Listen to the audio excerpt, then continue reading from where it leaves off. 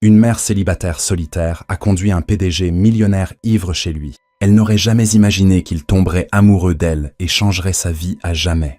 La pluie tombait régulièrement depuis des heures, transformant les rues en rivières de phares flous.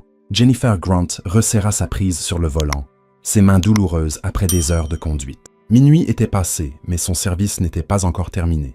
Le loyer approchait, et il fallait acheter du lait pour le matin. Elle consulta l'application.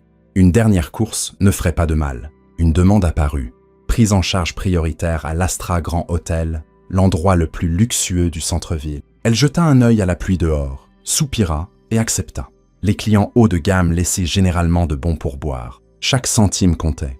Jennifer vivait dans un appartement délabré à la périphérie de la ville. Elle jonglait entre les services de nuit comme chauffeuse de covoiturage et les heures de jour comme serveuse dans un dîner. Chaque longue journée, chaque muscle endolori était pour son fils de 5 ans, Lucas, la lumière de sa vie, passionnée de dinosaures et d'histoires de fusées au coucher. Elle s'arrêta devant l'entrée scintillante de l'hôtel. Des invités en robe de soirée et smoking s'attardaient sous les lumières dorées, parapluie au-dessus de la tête, leur rire résonnant sur le marbre. Ses yeux scrutèrent la foule et se posèrent sur un homme légèrement à l'écart. Grand, costume sombre, cheveux humides, nœud papillon défait, un verre à la main. Il ne bougeait pas, fixant le trottoir comme s'il l'avait déçu. Elle vérifia le nom, Loganair, puis elle baissa la vitre. « Vous êtes Logan ?» demanda-t-elle, élevant la voix pour couvrir le bruit de la pluie. Il leva les yeux, ses yeux bordés de rouge mais stables. Sans répondre, il monta à l'arrière et ferma la porte. « Je veux juste rentrer chez moi », murmura-t-il. Jennifer hocha la tête. « Pas de problème. » L'application avait déjà chargé la destination, un quartier exclusif dans les collines. Elle n'était jamais montée aussi loin auparavant. Ils roulèrent en silence, la ville défilant en reflets sur les vitres mouillées.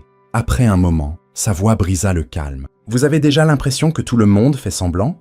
demanda-t-il. Comme si personne ne se souciait, sauf s'il y a quelque chose à gagner pour eux. Jennifer jeta un coup d'œil dans le rétroviseur. « Plus souvent que vous ne le pensez, » répondit-elle. Il attendit. « Je conduis des inconnus toute la nuit, » poursuivit-elle. « La plupart me regardent à peine, mais je continue à venir. Mon fils a besoin que la lumière reste allumée. C'est la vérité. » « Comment s'appelle-t-il ?»« Lucas, 5 ans, » répéta-t-il. « C'est un bel âge. Les enfants croient encore en de belles choses. »« Le mien, oui, » dit-elle doucement. « J'essaye de préserver ça aussi longtemps que possible. » Il appuya sa tête contre la vitre, sa voix plus basse. « Ça doit être agréable d'être aimé juste pour qui vous êtes. » Elle l'observa dans le rétroviseur. Poli, coûteux, mais étrangement vide, comme quelqu'un qui avait tout sauf la paix. Elle ne savait pas qu'il était Logan Reed, PDG de l'un des plus grands empires technologiques émergents du pays. Pour elle, c'était juste un homme essayant de tenir le coup une nuit de plus. Lorsqu'ils arrivèrent aux portes d'une élégante demeure en verre et pierre nichée dans les collines, Jennifer ralentit. Elle se tourna.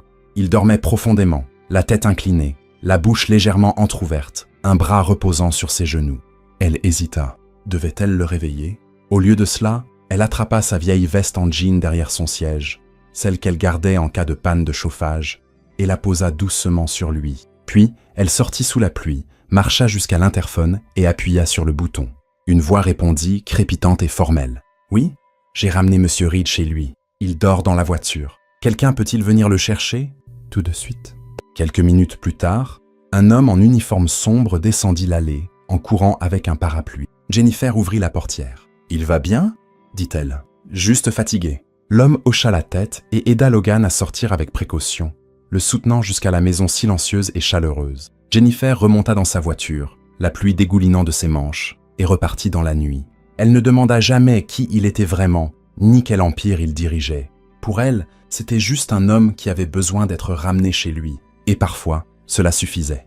Logan Reed se réveilla au parfum du linge frais et au doux tapotement de la pluie contre les grandes vitres de sa chambre. Sa tête lui faisait mal, sa bouche était sèche. La dernière chose dont il se souvenait était le gala.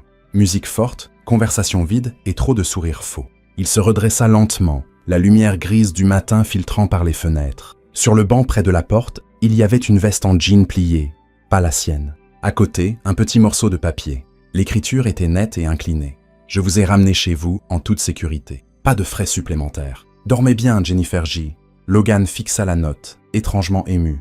Les gens qui le voyaient vulnérable voulaient généralement quelque chose. Cette femme n'avait laissé derrière elle que de la gentillesse et une signature qui ressemblait à un murmure. Ce matin-là, encore troublée, Logan consulta l'application de covoiturage. Jennifer Grant, 5 étoiles, un profil modeste et une plaque d'immatriculation familière. Il demanda à Daniel, son assistant, d'en savoir plus sur l'endroit où elle travaillait pendant la journée. Pas pour fouiner, juste par curiosité.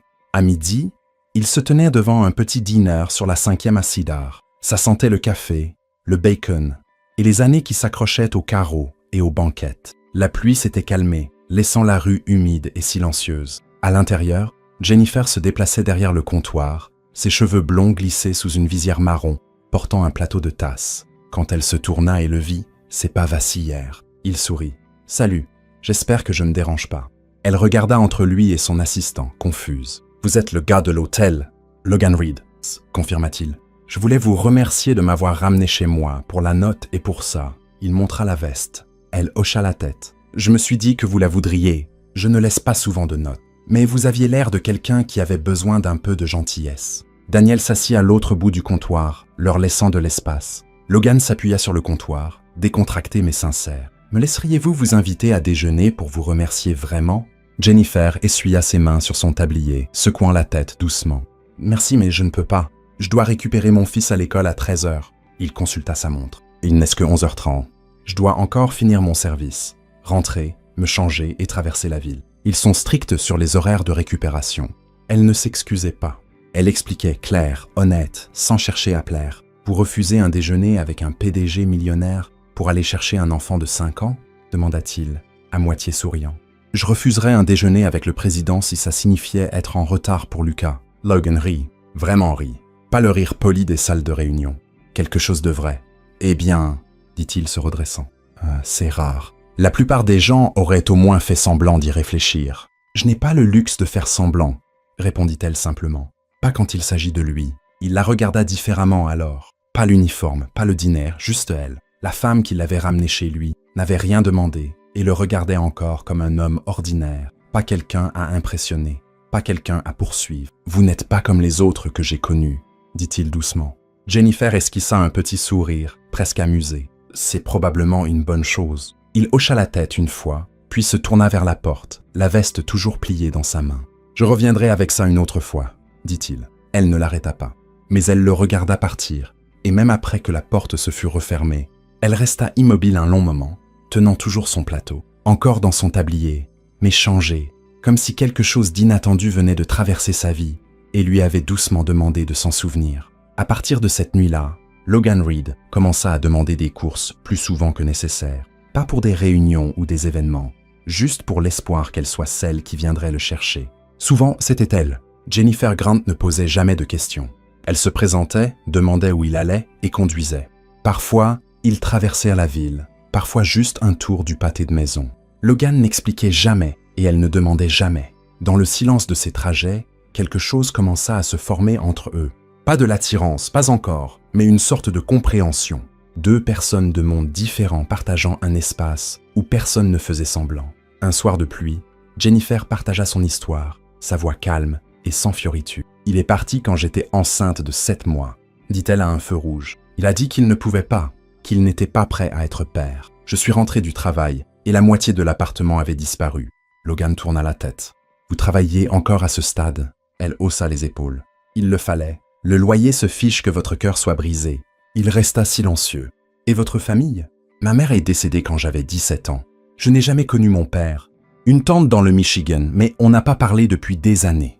Il n'y a que moi et Lucas maintenant. » Logan hocha la tête. « C'est beaucoup. » Jennifer esquissa un petit sourire. On s'y habitue. On apprend à faire durer $30 une semaine. Et on prie pour que son enfant ne remarque pas quand on pleure dans la salle de bain après l'heure du coucher. Il ne répondit pas. Il écouta. Un autre jour, Jennifer demanda avec un demi-sourire « Et vous, monsieur le PDG ? Grande maison, chef personnel, hélicoptère en attente ?» Logan glossa. « Ouais, tout ça. Mais savez-vous ce que je n'ai pas ?» Elle le regarda dans le rétroviseur. « Quoi ? Des gens en qui j'ai confiance. » Son sourire s'effaça. « C'est pire que de ne pas avoir de chef. Mon meilleur ami a essayé de vendre l'entreprise dans mon dos. 6 ans de travail partis en une poignée de main. Mes parents, ils appellent seulement quand ils ont besoin d'une photo pour leur gala de charité.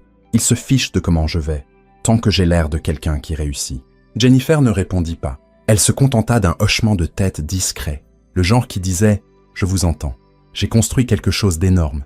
ajouta-t-il. Mais certains soirs, j'ai l'impression d'avoir construit une tour de verre dont je ne peux pas m'échapper. Tout le monde me voit, mais personne n'entre vraiment. Elle murmura à peine. C'est le genre de maison le plus solitaire. Puis, un mercredi, tout changea. Jennifer récupéra Logan devant un immeuble de bureaux du centre-ville. Ses mains tremblaient légèrement sur le volant, sa voix plus faible que d'habitude. « Ça va ?» demanda-t-il. « Non, Lucas a de la fièvre. La garderie a appelé. Je devais prendre une autre course après celle-ci, mais je dois aller le chercher. Allez-y, dit-il sans hésiter. Je viens avec vous. » Elle marqua une pause, incertaine, mais quelque chose dans sa voix la fit acquiescer.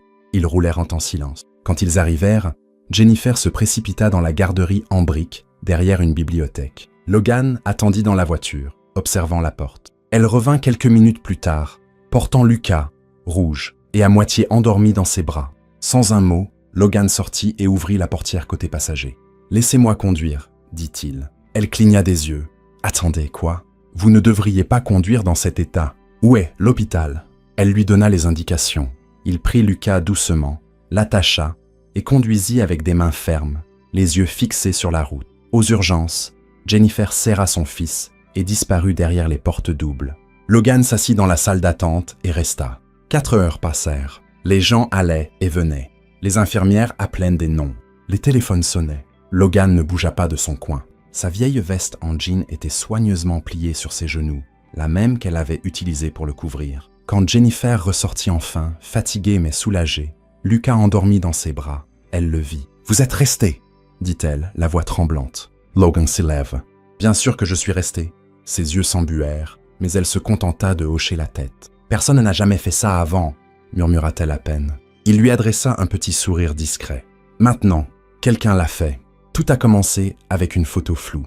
Logan sortait de l'hôpital pour enfants aux côtés de Jennifer, une main posée légèrement sur son dos, tandis qu'elle portait Lucas dans ses bras. La lumière était mauvaise, l'image granuleuse, mais cela suffisait. En moins de 24 heures, les tabloïds s'enflammaient. La famille secrète du magnate de la tech. Qui est la blonde avec le bébé ?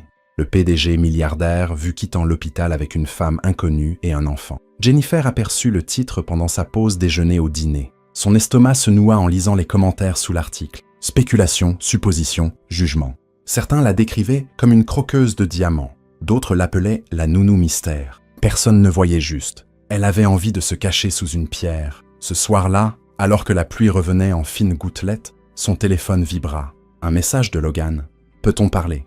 Elle le retrouva dans un café tranquille, niché au fond d'une librairie, l'un des rares endroits de la ville qui semblait épargné par le scandale. Logan était déjà là, assis au fond, une casquette de baseball enfoncée sur le visage. Il leva les yeux lorsqu'elle s'approcha, son expression indéchiffrable. « Je suis désolé », dit-il avant même qu'elle ne s'asseye. « Je n'ai pas voulu que ça arrive. » Jennifer s'installa en face de lui, croisant les bras. « Ce n'est pas toi qui as pris la photo. »« Non, mais j'aurais dû savoir que quelqu'un le ferait. » Elle hocha la tête, se mordant l'intérieur de la joue. « Ce n'est pas juste la photo. Les gens au travail chuchotent. Mon patron m'a regardé aujourd'hui comme si j'avais fait quelque chose de mal juste en te connaissant. Je veux arranger ça, dit-il doucement. C'est pourquoi j'aimerais te faire une proposition. » Elle cligna des yeux. « Quel genre de proposition ?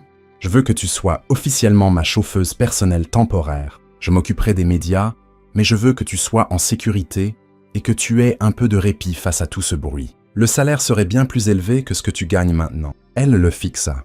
5 fois plus en fait. Tu pourrais quitter le dîner, choisir tes horaires, passer plus de temps avec Lucas. Jennifer expira. « Logan, je sais ce que ça peut sembler, » guescoupa-t-il rapidement. « Mais ce n'est pas de la charité. J'ai confiance en toi. Je me sens à l'aise avec toi au volant. Tu ne fais pas semblant, et je n'ai pas à faire semblant non plus. » Sa gorge se serra. Elle voulait dire oui. Mon Dieu, elle voulait dire oui. Mais quelque chose en elle se figea. « Je ne peux pas accepter de l'argent de quelqu'un juste parce qu'il se sent mal pour moi. » dit-elle, la voix basse. Il se pencha vers elle. « Tu penses que c'est de la pitié ? Peut-être que tu te sens responsable de moi maintenant. Parce que j'étais là quand tu étais vulnérable. Parce que tu penses me devoir quelque chose. » Logan secoua la tête. « Jennifer, je ne veux pas te sauver. Je veux travailler avec toi. Je veux une partenaire qui ne me voit pas comme un compte en banque ambulant. Sais-tu à quel point c'est rare ?» Elle cligna des yeux pour retenir ses émotions, déglutissant difficilement. « Ça semble juste trop. Puis-je te demander quelque chose ?» dit-il, la voix plus douce maintenant. « Et tu n'es pas obligé de répondre. » Elle hocha lentement la tête. « Quand est-ce que quelqu'un t'a demandé pour la dernière fois ce que tu voulais ? Pas ce dont Lucas a besoin, pas ce que ton travail exige. Juste toi, Jennifer Grant. Te souviens-tu seulement?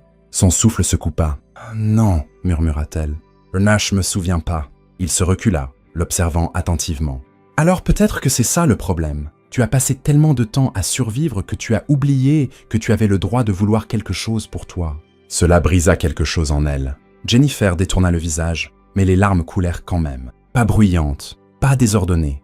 Juste une reconnaissance douce et silencieuse de tout ce qu'elle avait enfoui depuis trop longtemps.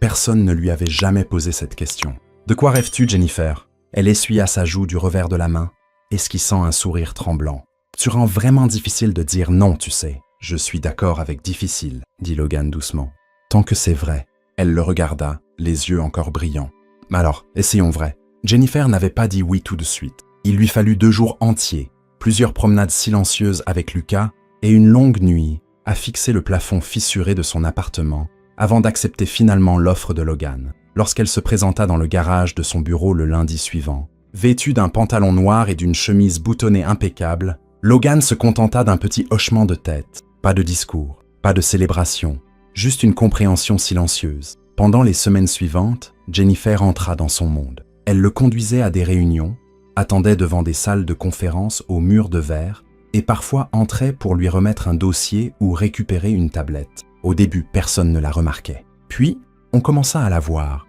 la femme qui ne parlait que si nécessaire, qui savait toujours où était sa prochaine destination, qui ajustait son agenda avant même que son assistant ne le demande. Plus d'une fois, elle surprit Logan avec ses observations.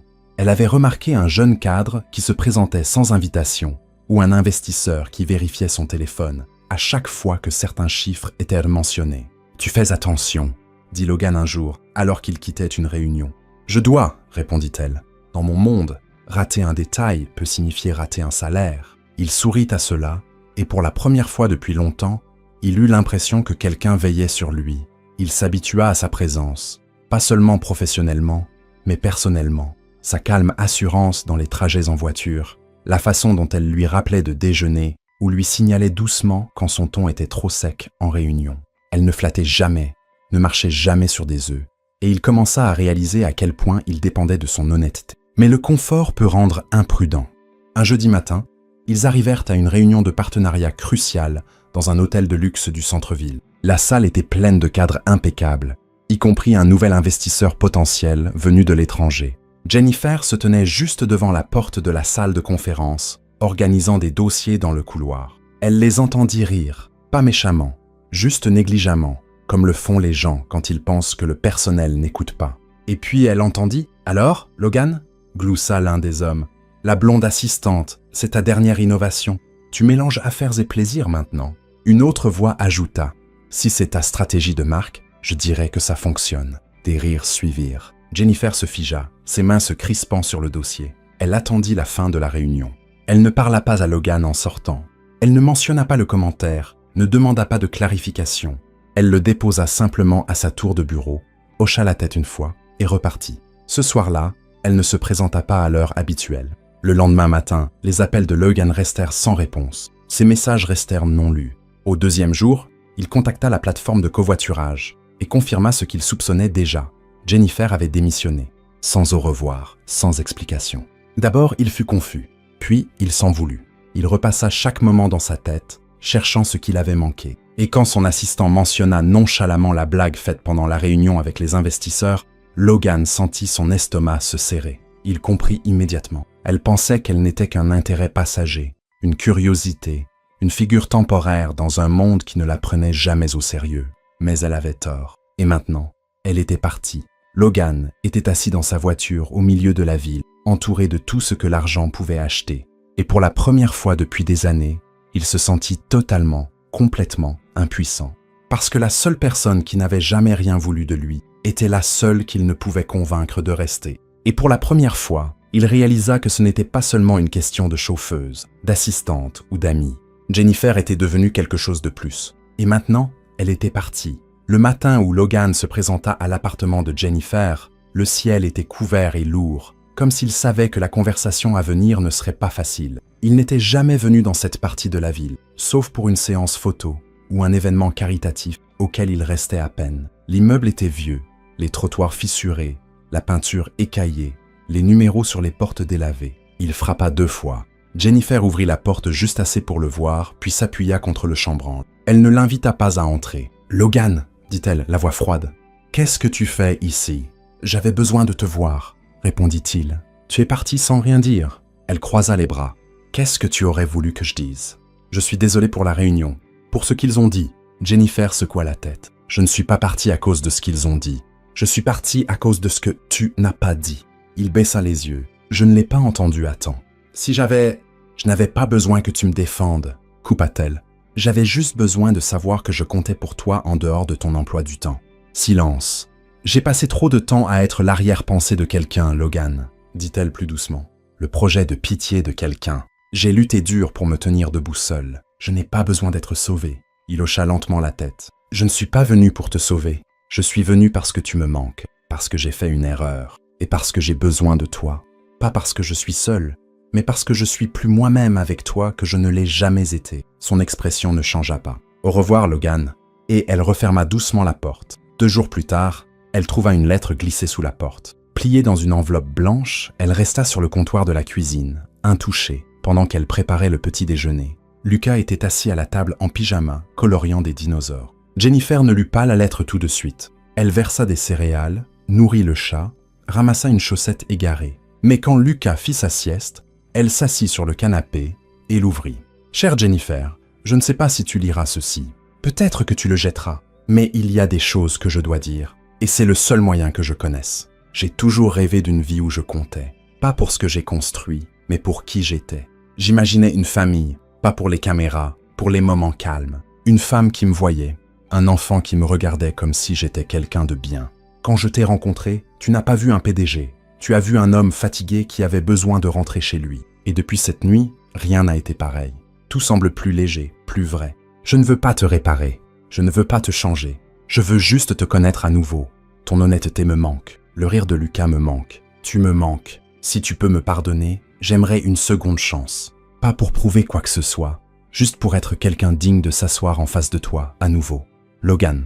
Jennifer replia la lettre lentement. Sa gorge se serra. Elle la laissa sur le comptoir. Plus tard dans la journée, Lucas passa par là, se frottant les yeux après sa sieste. Il pointa du doigt la lettre. « C'est toi qui l'as écrite ?» Elle secoua la tête. « C'est Logan. » Lucas la fixa un moment. Puis, avec la sagesse tranquille qu'un enfant seul peut avoir, il demanda « Pourquoi tu ne lui donnes pas une chance, comme quand je fais une bêtise ?» Jennifer cligna des yeux. « Qu'est-ce que tu veux dire ? Tu dis toujours que les gens méritent une autre chance s'ils le pensent vraiment. » Elle ne répondit pas. Elle se contenta de le serrer dans ses bras et de le tenir contre elle. Cette nuit-là, après qu'il soit couché, elle prit son téléphone. Son message fut bref. « Parlons bientôt. » Il n'y eut jamais de conversation formelle sur ce qu'ils étaient. Pas d'étiquette, pas de titre. Ça s'est simplement produit. Après le message de Jennifer, ils se retrouvèrent dans un petit café près de son appartement. Pas de caméra, pas de pression, juste 2 personnes partageant un air tranquille. À partir de ce moment, ils passèrent plus de temps ensemble, du temps réel. Logan cessa d'envoyer un chauffeur. Au lieu de cela, il se présentait lui-même, souvent avec 2 cafés à la main, et ce sourire doux et incertain, qui ne se posait pleinement qu'une fois que Lucas courait vers lui en criant « Logan !» Ils allaient au parc le dimanche. Lucas apportait ses dinosaures. Jennifer apportait un livre qu'elle ouvrait rarement. Logan apportait des jus de fruits et la sorte de patience qui ne grandit que quand on apprend à aimer un enfant pour la première fois. Un samedi matin, Jennifer entra dans la cuisine pour trouver Logan devant la cuisinière, les manches retroussées, en train de retourner quelque chose de difforme dans une poêle. « Qu'est-ce que tu fais ?» demanda-t-elle, les bras croisés, essayant de ne pas rire. « J'essaie d'impressionner ton fils, » répondit-il. « Il dit que ses pancakes ont habituellement des yeux et des jambes. » Jennifer rit librement, pleinement, et cela surprit Logan. Il s'arrêta pour l'observer, et pendant un instant, la cuisine ressembla à un foyer. Elle le rejoignit, lui montrant comment ajouter des myrtilles et des tranches de banane. Et bien que les pancakes n'étaient pas parfaits, Lucas les déclara les meilleurs pancakes spatiaux de la galaxie. Ils ne parlèrent jamais d'amour, mais il était partout, dans la façon dont Logan aidait Lucas à lasser ses chaussures, dans la manière dont Jennifer lui gardait le coin le plus croustillant du lasagne, dans la façon dont il restait plus tard à chaque fois et n'avait jamais besoin d'une raison pour revenir. Quand l'anniversaire de Logan approcha, Jennifer lui demanda ce qu'il voulait. « Je ne fête pas, dit-il. »« Ah, pourquoi pas ?» C'est toujours des déjeuners en salle de réunion ou des événements médiatiques. Les gens viennent parce qu'ils le doivent, pas parce qu'ils en ont envie. Elle ne discuta pas. Mais le soir de son anniversaire, il entra dans son appartement pour trouver des guirlandes en papier accrochées au plafond, une couronne en papier sur la table et un petit gâteau au chocolat légèrement de travers avec une bougie tordue. Lucas portait un chapeau de fête et rayonnait. Jennifer se tenait dans la cuisine. Lucas a insisté, dit-elle en essuyant ses mains sur un torchon. Logan fixa le gâteau un long moment avant de murmurer « Personne n'a jamais fait ça pour moi ». Jennifer sourit. « Ce n'est pas grand-chose, c'est tout. » Cette nuit-là, il ne rentra pas chez lui. Ils ne franchirent aucune ligne. Ils s'endormirent simplement sur le canapé. Lucas blottit entre eux, l'appartement empli de l'odeur discrète du gâteau et de quelque chose de plus chaleureux. Quelques semaines plus tard, Logan invita Jennifer à l'événement de lancement de la nouvelle branche technologique de son entreprise, une soirée prestigieuse au cœur de la ville. Jennifer hésita. « Tu es sûr de vouloir que j'y sois ? Je ne m'intègre pas vraiment. » Logan répondit. « C'est pour ça que je te veux là. Tu me rappelles pourquoi j'ai commencé tout ça. » Elle portait une simple robe bleu marine, rien d'extravagant. Ses cheveux tombaient librement sur ses épaules. À l'entrée, Logan l'attendait, lui offrit son bras et l'accompagna à l'intérieur, non pas comme une cavalière ou un accessoire, mais comme un choix. Et peut-être, enfin, crut-elle qu'elle y appartenait. Ils ne s'embrassèrent pas, ne se tinrent pas la main, mais la façon dont il se tenait à ses côtés en disait long. C'est la personne qui compte. Les médias le remarquèrent. En quelques heures, les gros titres apparurent. La cavalière mystère de Logan Reed éblouit au lancement. Qui est la femme aux côtés du roi de glace de Wall Street? Le PDG s'adoucit et elle en est la raison. Logan n'y répondit pas. Mais quand Jennifer parcourut un article intitulé « La femme qui a changé l'homme le plus froid de la tech », elle rit. « Tu es célèbre à nouveau ?» taquina-t-elle. Logan lui sourit, quelque chose de tranquille et stable dans ses yeux. Pas à cause de ce que j'ai construit cette fois, mais à cause de celle avec qui je construis.